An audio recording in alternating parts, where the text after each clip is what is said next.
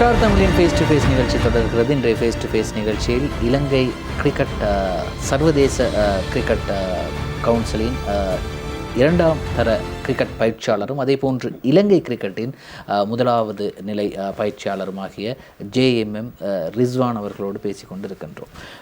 இலங்கை cricket தற்போது இடைக்கால மாற்று சபை ஒன்று அறிவிக்கப்பட்டு இரான் விக்ரமரட்ன தலைமையில் உருவாகி தற்போது அவர்களும் அந்த சட்டத்தை மாற்றி யாப்பையெல்லாம் மாற்றி அதை பாராளுமன்றத்துக்கு சமர்ப்பிப்பதற்காகலாம் காத்திருக்கிறாங்க. இந்த செயற்பாடுகள் எப்படி போகுது? பாடசாலை கிரிக்கெட் இந்த அளவு இலங்கை கிரிக்கெட் அதில் கவனம் செலுத்துகின்றது, இது தொடர்பாக உங்களிடம் கேட்க வரும். இப்போ அவர் ஈரான் விக்ரமரத்ன என்ற மினிஸ்டர், அதாவது சேர்மன், அவர் கொண்டு வந்த ஐடியாஸ்கள் நல்ல, அவருக்கு நிறைய எக்ஸ்பீரியன்ஸ், அவர் qualified, right, cricket blood, sports blood and politician ஒன்று தான். ஆனாலும் அவர் கொண்டாந்த இந்த யாப்பை மாற்றணும், யாப்பு படித்தான் சேஞ்ச் ஆகணும்னு சொன்னால் அது இந்த சந்தர்ப்பத்தில் செய்யலாம். நல்ல ஒரு ஐடியா, நல்ல ஒரு முடிவு. என்ன கேட்டால் மெஜாரிட்டிக்கிற ஒரு அரசாங்கம் ஒன்று நேரம் இதை செஞ்சு கொண்டால் மிச்சம் நல்லா, அதை ஈஸியாக நிறைவேற்றலாம். ரெண்டாவது அதோட ஸ்கூல் கிரிக்கெட்னு ஒன்று இருக்குது. அந்த ஸ்கூல் கிரிக்கெட்டில் qualified கோச்சஸ்மார்கள், qualified master incharge, qualified POG prefect of game, அவங்க குவாலிஃபைட் பிரின்சிபல், வைஸ் பிரின்சிபல், இவங்களோட ஸ்பேசி கதைச்சிண்டா எங்கட Sri Lanka cricket under 13, under 10, under 12, under 15 முழு இலங்கையிலே டாப் லெவலுக்கு வரும். அப்போ 2030, 2040, 50 இல்லாட்டி 40 எங்களுக்கு ஒரு வேர்ல்ட் கப் எடுக்கலாம். இப்போ அரவிந்த சில்வா செல்றாரு, அவர் உயிரோட ஈக்க வர காட்டியும் அடுத்த ஒரு world cup 50 years world cup உண்டு, நான் சாம்பியன் ஆகிறத என்னை கண்ணால் பார்க்கணும்ண்டு Aravind D Silva செல்றாரு, best all rounder இன் ஸ்ரீலங்கா. அப்போ அவர் செல்றத நிறைவேறேண்டா இந்த ஈரான் விக்ரமரத்ன என்ற லீடர் இதை செய்ய வேணும். இந்த ஸ்கூல் கிரிக்கெட் எஜுகேஷன் டிபார்ட்மெண்ட்டோட பேசி இதை முன்னேற்றி எடுக்கணும். ஒன்றாவது குவாலிஃபைட் கோச்சஸ்மார்கள், சில கோச்சஸ்மார்களுக்கு கிரிக்கெட்டை பற்றியே தெரியா, கிரிக்கெட் கோச். இப்போ நாங்கள் கிரிக்கெட் எக்ஸாம் செய்ய போகல, எங்கள்கிட்ட ஃபர்ஸ்ட் கேள்வி GCO லெவல் செஞ்சுருக்கிறீங்களா, அதில் இங்கிலீஷில் பாஸா, சிங்களம் தெரியுமா, சயின்ஸ் தெரியுமா, மேத்ஸில் என்னது, இது கேட்டாங்க. லெவல் டிவிஷன் 1 கிரிக்கெட் அடிச்சிருக்கிறீங்களா, டிவிஷன் 2 அண்டர் 23 A குரூப்பில் இருந்தீங்களா, இதெல்லாம் கேட்டாங்க. இப்போ நீங்கள் யார் நீங்கள் கோச், உங்களுக்கு விளையாட தெரியுமா, ரைட் கோச். இப்போ நீங்கள் சொல்கிறீங்களா, இப்போ இலங்கை கிரிக்கெட்டால் தெரிவு செய்யப்படுகின்ற பயிற்சியாளர்களுக்கு ஏதோ திறமை இல்லாமல் வழங்கப்படுகின்றதுங்கிற ஒரு குற்றச்சாட்டை முன்வைக்கிறீங்களா? 150% அந்த குற்றச்சாட்டை நான் முன்னிட்டு வைக்கிறேன். அதாவது திறமைக்காக இல்லை, சிபாரிசு. நல்ல குவாலிஃபைட் கோச்சஸ்மார்கள் இருக்கிறாங்க, அவங்களுக்கு நல்ல இங்கிலீஷ் எக்ஸ்பீரியன்ஸ் இருக்குது, கிரிக்கெட் எக்ஸ்பீரியன்ஸ், கிரிக்கெட் பிளட் இருக்குது. சில கோச்சஸ்மார்கள் only money blood, no cricket blood, sports blood இல்லை, மணி பிளட் வேறு என்ன சரி ஒன்று தான் இருக்குது. ஏன் குவாலிஃபைட் கோச்சஸ்மார்கள் இல்லை, குவாலிஃபைட் ஸ்போர்ட்ஸ்மேன் ஏன் கொண்டாடுறீங்க இல்லை? இப்போ உதாரணத்துக்கு முழு ஸ்ரீலங்காவுக்கு தெரியும் சமிந்தவாஸுக்கு என்ன நடந்துச்சுண்டு. ஒரு பிளேயருக்கு பார்க்க அண்டர் 19, அண்டர் 23 பிளேயருக்கு பார்க்க அவர் ஸ்டேடியத்தில் ஓடி அவர் காட்டிக்கிறார் அவரோட திறமையை. அப்போ இப்போ சமிந்தவாஸுக்கு எத்தனை ஏஜ்? 50க்கு மேலே. அப்போ ஏன் அதே மாதிரி ஒரு ஃபாஸ்ட் போலர், ரெக்கார்ட் வச்ச ஒரு போலரை எங்கட ஒரு போலர்ஸாக எடுக்க இயலாது. இப்போ நான் நேற்று முந்தினாத்தும் பார்த்தேன், எங்களோட ஜெயசூரிய இந்தியா கிரிக்கெட் பிரசிடென்ட்டோட டாக் பண்ணிட்டு வராரு, அவர் இங்கே லேண்ட் ஆகுறாரு. இப்படியெல்லாம் மீக்க இயலாது. இப்போ நான் நினைக்கிறேன், இப்போ ஒரு 1 week Indian cricket board president ஜனாதிபதியை சந்திக்கிறாரு. இப்போ நான் உதாரணத்துக்கு கேட்குறேன், சந்திரிகா பண்டார் நாயக்க பிரசிடென்ட்டாக இருந்தாங்க, right. Mahinda Rajapaksa first year அவரோட ஃபர்ஸ்ட் 5 வருஷம் நல்லா இருந்துச்சு, 2வது 5 வருஷம் மோசமாக போச்சு, அது ஓகே. ஆனால் சந்திரிகா பண்டாரநாயக்க ஜனாதிபதி ஐக்க போகல, எந்த நாட்டிலையும் சரி ஒரு கிரிக்கெட் பிரசிடென்ட் கொண்டு சந்திரிகாவை சந்திரிகா பண்டாரநாயக்குமார் சந்தித்த வரலாறே இல்லை. இங்கே பிளேயர்ஸ் உண்டு ரிசர்வ் போட்டா பிரசிடெண்ட்டை போகிறாங்க. உதாரணத்துக்கு அப்படி நடந்துச்சு. மஹிந்த ராஜபக்ச 2வது பதவி பிராப்தி அவர் எடுத்து வைக்க போகல, அவரோட ஜனாதிபதியில் வைக்க போகல, இவங்களை எல்லாத்தையும் இன்டர்நேஷ்னல் பிளேயர்ஸ்மார் ரிசர்வ் போட்டு அவங்க அர்லியே காமந்திரிக்கு போகிறாங்க. இப்போ அர்ஜுனரானத்துக்கும் சொல்கிறாரு, நாங்கள் ஜனாதிபதியை காண்றது கஷ்டமா. ஸ்போர்ட்ஸ் மினிஸ்டர் கிரிக்கெட் போர்டுக்கு சொந்தம் ஸ்போர்ட்ஸ் மினிஸ்டர், அவருக்கு கீழே தான் இயலும். இப்போ வந்து ஜேஷா என்ற ஒரு இந்திய கிரிக்கெட் சேர்மன் சந்திக்கணும் ஸ்போர்ட்ஸ் மினிஸ்டர் தான், ஜனாதிபதியை சந்திக்கிறதுக்கு அவசியம் இல்லையே. காரணம் ஸ்போர்ட்ஸ் மினிஸ்டர் தான் அவர் சந்திச்சிருக்காங்க. அவர் ஸ்போர்ட்ஸ் மினிஸ்டரை சந்திக்கணும், அப்படி இல்லாட்டி கிரிக்கெட் போர்ட் சேர்மனை சந்திக்கணும். அவருக்கு ஃபுட்பால் சேர்மனை சந்திக்க மேலாது. அவருக்கு இந்தியாவில் ஒரு கிரிக்கெட் போர்டில் chairman, as a cricket board chairman சந்திக்கணும். ஸ்ரீலங்கா கிரிக்கெட் போர்ட் சேர்மன் தான் அவர் சந்திக்க இயலாது. ஃபுட்பால் ஃபெடரேஷன் சேர்மனை சந்திக்க மேலாது, ரக ஃபெடரேஷன் சேர்மனை சந்திக்க மேலாது. அவர் எப்படி டிரெக்டாக ஜனாதிபதியை சந்திக்கிறது? அப்போ இங்கே என்ன சரி ஒரு இருக்குது. இதை சில புள்ளிகள் பார்த்து கொண்டு இருக்கிறாங்க. எல்லாம் புள்ளிகளும் எல்லாம் யூடியூப்ல அதிலும் இருக்கிறாங்க. அப்போ இது எப்படி உதாரணத்துக்கு அவங்களுக்கு காட்டுறது? எப்போ நாங்கள் வேர்ல்ட் கப் போட்டு தூக்குறது? அந்த புள்ள, அந்த 15 வயசு புள்ள அதை பார்த்துட்டு அதுக்கு 25 வரை போகல, அதுக்கு நினைவு வரும்.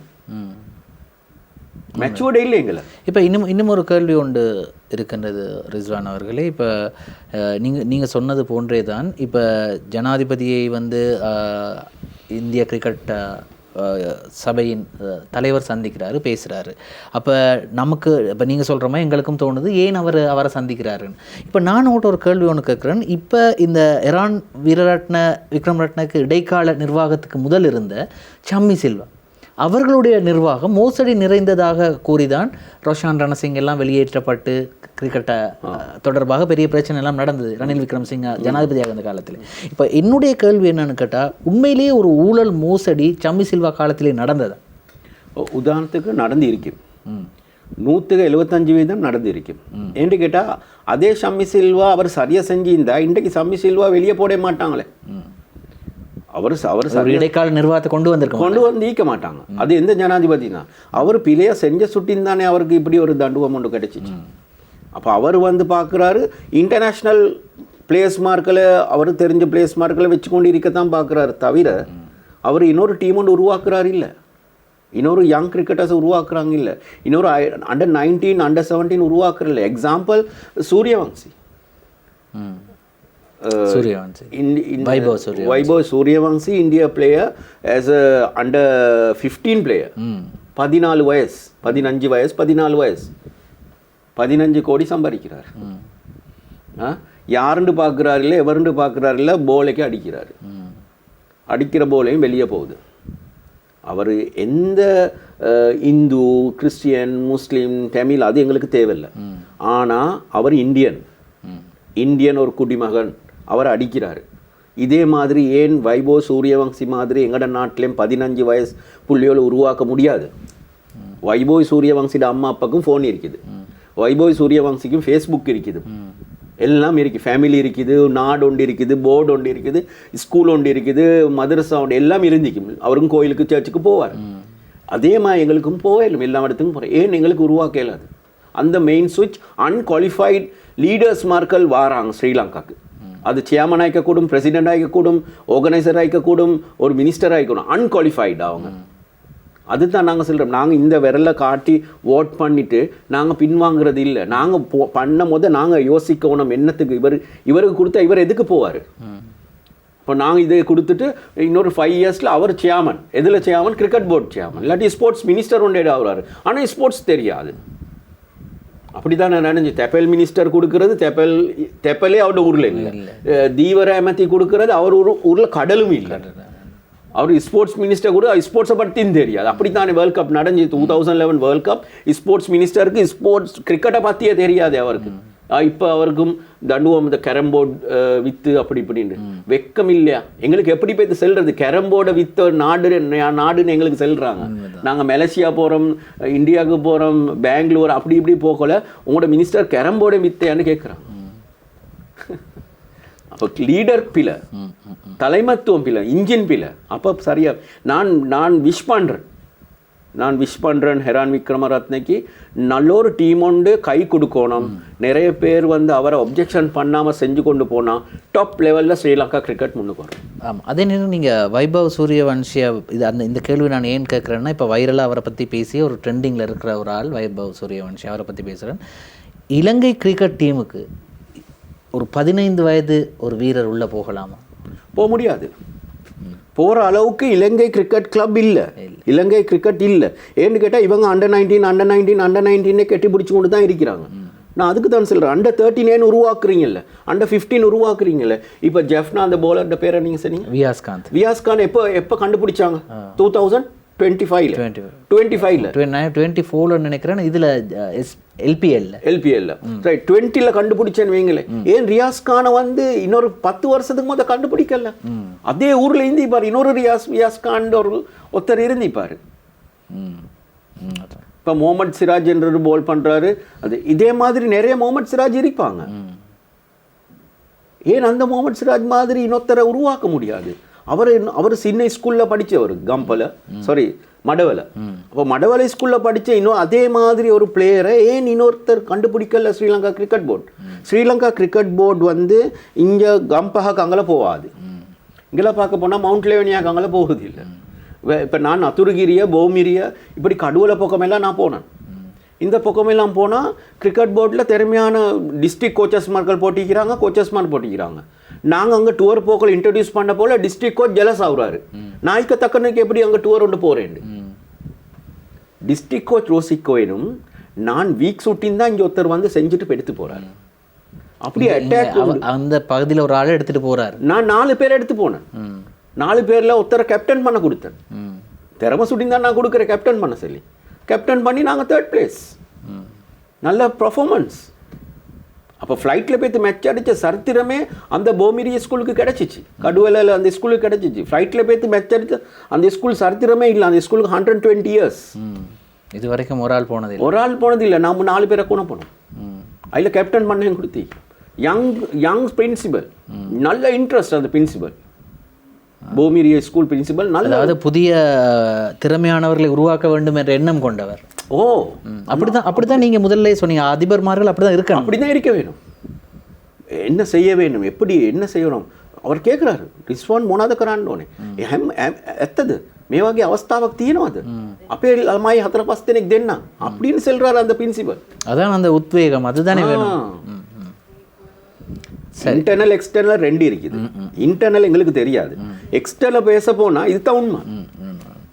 இறுதியாக இந்த நிகழ்ச்சி நிறைவு செய்ய வேண்டிய நேரம் வந்துவிட்டது ரிஸ்வான். எனவே இந்த நிகழ்ச்சியை பார்த்து கொண்டிருக்கக்கூடிய கிரிக்கெட் விளையாட்டில் ஆர்வம் உள்ளவர்களாக இருக்கட்டும் அல்லது அது பெற்றோர்களாக இருக்கட்டும், அவர்களுக்கு இந்த கேமராவை பார்த்து நீங்கள் என்ன சொல்ல விரும்புகிறீர்கள்? நான் 1வது சொல்கிறேன், அந்த பிள்ளைகளுக்கு ஃபர்ஸ்ட் எடுகேஷனை கொடுத்துடுங்க. அந்த எடுகேஷன் மூலமாக அவங்களுக்கு வீட்டுள்ளுக்கு சில வேலைகள் இருக்குது. அந்த எடுகேஷனோட ஹோம்ஒர்க் இருக்குது, வீட்டில் ஹோம்ஒர்க் இருக்குது. அவருக்கு அவரோட ஒரு ஸ்போர்ட்ஸ்மேன்டா அவரோட துணியை அவர் வாஷ் பண்ண வேணும். அவர் ரெஸ்பான்சிபிளான வேலையில் அவள் செய்ய வேணும். அப்போ அவரோட எஜுகேஷன் ஸ்போர்ட்ஸ் 2 முன்னுக்கு வரும். இது தான் ஃபர்ஸ்ட் என்ற ஒரு அட்வைஸ். நல்ல ஒரு ஸ்போர்ட்ஸ்மேனாக வாரேண்டா அவர் நல்ல ஒரு எஜுகேஷனாக இருக்க வேணும். நல்ல ஒரு எஜுகேஷனாகவே அவர் பைலட் ஆகணும்னா அவர் ஒரு ஸ்போர்ட்ஸ்மேனாக இருக்க வேணும். இப்போ ஹிரான் விக்ரமரத்னோட கிட்ட இருக்கிறாரு இந்த பைலட் ஒருத்தர் தான். அவர் இதுக்கு முதல் பைலட்டாக இருந்தவர் நான் நினைக்கிறேன். அப்போ சித்தார்த் வெத்தமுனி தான், சித்தார்த் வெத்தமுனி. அப்போ இவங்க எல்லாம் வந்து ஸ்ரீலங்கன் ஏர்லைன்ஸோட தொடர்பாக இருந்தாங்க. அதே மாதிரி ஏன் மற்றவங்களுக்கும் அது ஆவையில்லாது. அதுதான் நான் சொல்கிறேன். எஜுகேஷன் அண்ட் ஸ்போர்ட்ஸ் 2ம் போகணும். அதுதான் நான் கொடுக்குற இந்த பேரண்ட்ஸ்க்கு ஃபர்ஸ்ட் மெசேஜ். மிகவும் ஒரு அருமையான ஒரு ஃபேஸ் டு ஃபேஸ் நிகழ்ச்சியாக இன்றைய ஃபேஸ் டு ஃபேஸ் நிகழ்ச்சி இருந்தது. நிறைய பயனுள்ள விடயங்கள், கிரிக்கெட் துறையிலே எவ்வாறு நாங்கள் முன்னுக்கு வர வேண்டும் அல்லது இருக்கக்கூடிய வீரர்களை எவ்வாறு முன்கொண்டு வர வேண்டும் என்று மிக நல்ல பல ஆலோசனைகளை வழங்கினீர்கள். எங்களுக்கு இந்த நேரம் போதாது காரணமாக இத்துடன் நாங்கள் நிறைவடைய வேண்டிய நேரம், முடித்துக்கொள்ள வேண்டிய நேரம். எனவே இன்னும் ஒரு நாள் மிக நீண்ட விடயங்களை நாங்கள் பேசலாம். உங்களுடைய கிரிக்கெட் பயிற்சி நிறுவனம் மென்மேலும் வளர வேண்டும். அதே போன்று இன்னும் பல கிரிக்கெட் வீரர்களை ரிஸ்வான் அவர்கள் உருவாக்க வேண்டும் என்று நாங்கள் அல்லாவிடம் எல்லோருக்கும் பொதுவான இறைவனிடமும் கேட்டுக்கொள்கின்றோம். மிக்க நன்றி இங்கு வருகை தந்ததுக்கு. Thank you so much. நன்றி. ஸ்டார் தமிழின் ஃபேஸ் டு ஃபேஸ் நிகழ்ச்சி இத்துடன் நிறைவு பெறுகிறது. மற்றும் ஒரு ஃபேஸ் டு ஃபேஸ் நிகழ்ச்சியில் உங்களை சந்திக்கும் வரை இன்று தயாரிப்பில் உதவிய உதானவுக்கு நன்றி தெரிவித்து விடைபெறுகின்றேன். நன்றி, வணக்கம்.